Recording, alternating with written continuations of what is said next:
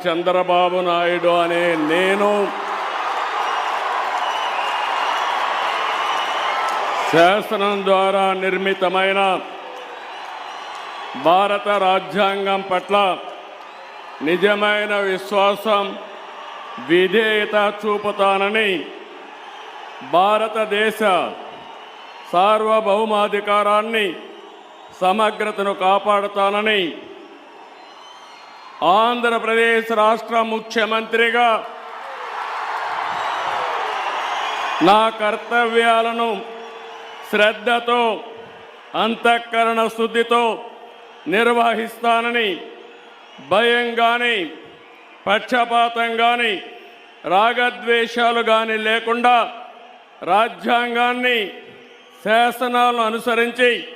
ప్రజలందరికీ న్యాయం చేకూరుస్తానని దైవ